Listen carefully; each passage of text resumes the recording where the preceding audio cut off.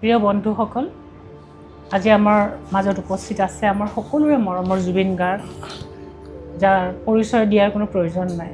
জুবিন, মই তোমাৰ বিষয়ে একো নকওঁ, কাৰণ মই তোমাৰ বিষয়ে যিমান জানো, আমাৰ যিসকলে দৰ্শক যিসকলে চাই আছে শুনি আছে তেওঁলোকে তাতকৈ বহুত বেছি জানে বুলি মই ভাবোঁ, কাৰণ তোমাক ইমান মানুহে ভাল পায়। কথা পতাৰ আগত মই তোমাক এটা গান শুনাই ল'ব বিচাৰোঁ।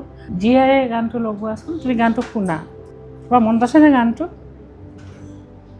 জীয়াৰ হিন্দী সেইটো ইউনিভাৰ্চেলৰ এলবাম আছিলে, জিন্দগী। মানে কি এইটো গান আমি য'ত শ্বুট কৰিছোঁ স্কট পানভিয়েল, তাত এটা খুব ডাঙৰ ৰক বেণ্ড আছিলে, কুইন, চবে জানে। আই থিংক ইউ ন' ইট। তাৰ ছিংগাৰটোৰ নাম আছিলে ফ্ৰেডি মাৰ্কিউৰি বালচাৰা।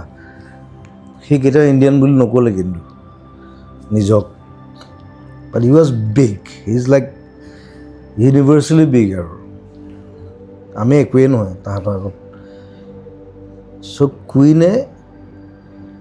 কুইনৰ যিটো ছিংগাৰ ফ্ৰেডি মাৰ্কিউৰি বালচাৰা, ফ্ৰেডিয়ে যিখন স্কুলত পঢ়িছিলে তাৰ সন্মুখত মই শ্বুটিং কৰিছোঁ। এই গানটো যিটো মই শুনালোঁ, এই গানটোৰ লগত মোৰ নিজৰ জীৱনৰ এটা ষ্টৰি এটা আছে, সেইটো মই তোমাক অলপ পিছত ক'ম। কিন্তু মই জুবিন গাৰ্গক কেতিয়া দেখিলোঁ, মানে মোৰ কাণখনে কেতিয়া, Why you like it so much? মই ক'ম সেইটোলৈ মই সেইকাৰণে প্ৰথম মই এইটোৱে আৰম্ভ কৰিছোঁ। It's very close to my heart. ইয়াৰ কাৰণ আছে। তাৰপিছত মই তোমাক কেতিয়া জুবিন গাৰ্গ নামটো মই আৰু এটা গান দিম, তুমি সেইটো শুনিলে আৰু পাগল হৈ যাবা। ইটছ কল্ড কাফুৰ। তুমি গোৱা গান? মই গোৱা, মোৰ কম্প'জ, এভৰিথিং ইজ মাইন।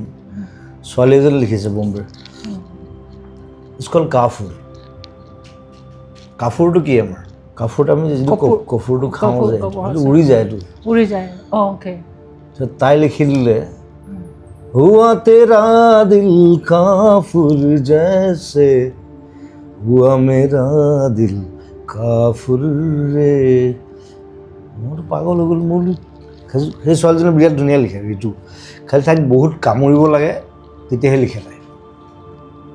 তাইক মানে এটা গান লিখাবলৈ মানে তাইক 3 মাহমান কামুৰিব লাগিব, নহ'লে লিখে। ক'ত থাকে তাই? তাই বম্বেত থাকে। বাট শ্বি ইজ নট প্ৰফেচনেল। তাইক ক'ব লাগিব, তাই তেতিয়া কাফুৰটো লিখি দিয়ে। কাফুৰ কাফুৰ ৰে, সেইটো বৰ বেলেগ ধৰণৰ গান এটা। কোনটো এলবামত তুমি? সেইটো পাকিজা এলবামৰ গান। চ' মই ক'লো তই কাফুৰটো কিয় লিখিলি? তাই কৈছে উৰি যায় যে, লাভ ইজ লাইক ডাট, উৰি যায়, থাকিব পাৰে নাথাকিব পাৰে।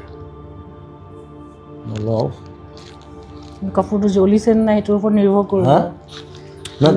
কাপোৰটো এনেই থৈ দিলে উৰি যায়।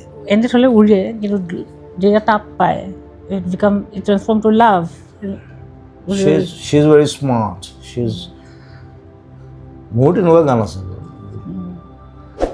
কিন্তু কাফুৰটো মই ইউজ কৰা নাই। মই কাফুৰটো কেনেকৈ ইউজ কৰিলি? ইণ্টাৰেষ্টিং। তাই আৰু লিখিব মোৰ গান, তাই খালি বৰ কামুৰিব লাগে। তুমি নিজৰ গানটো যিটো মই ক'বলৈ গৈ আছোঁ সেইটোলৈ আমি আহিব লাগিব, হয়নে? মই জুবিন গাৰ্গৰ নামটো কেতিয়া শুনিলোঁ? তুমি মাৰুতি জিপচি মনত আছে? তুমি যেতিয়া আৰম্ভ কৰিছা তোমাৰ গানৰ জীৱন, 9590 আছিল নেকি? তোমাৰ আছিলে নম্বৰটো 9590। এতিয়া আমাৰ ঘৰৰ সন্মুখত, মানে MLA হোষ্টেলৰ কোৱাৰ্টাৰৰ সন্মুখত এটা ল'ৰাই সদায় মাৰুতি জিপচি এখন থৈ দিয়ে। 95 এনেকুৱা মানৰ কথা। 95 কিনিছোঁ মই। তাত সদায় নহয় মায়া কেছেটটো বজায়, অকল মায়া মাথো মায়া, এইটো গানটোৱে অলপ দুটা লাইন শুনো। মই ভিতৰত থাকোঁ, এইটো কাৰ মাত আৰু এই গানটো কোনে গাইছে, কোনে লিখিছে? মই নিজে নবজাওঁ কিন্তু। কিয়? মই নিজৰ গান কেতিয়াও নুশুনো নিজৰ গাড়ীত। কিয় নুশুনা? মই এতিয়াও নুশুনো, কাৰণ মই গানটো বনাই মিক্সিং কৰালৈকে মই 100 বাৰমান শুনো, তাৰপিছত মোৰ শুনিবলৈ মন নাযায়। অৱশ্যে এইটো মই আই কেন আণ্ডাৰষ্টেণ্ড। মই নভেলতো তেনেকুৱা হয়, সম্পূৰ্ণ চবৰে সেইটো যেতিয়া হয়। দিয়া যায় তাৰপিছত আৰু 100 বাৰ শুনাৰ পিছত আৰু মই আৰু আকৌ নাযায়।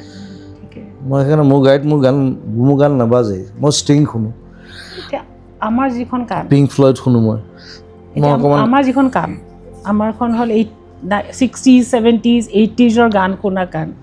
আমি তেতিয়া সেইটো জেনেৰেশ্যনৰ মানুহ, আৰু পটকৈ আমাক নতুন জেনেৰেশ্যনৰ গায়কে আমাক পটকৈ টাচ কৰিব নোৱাৰে।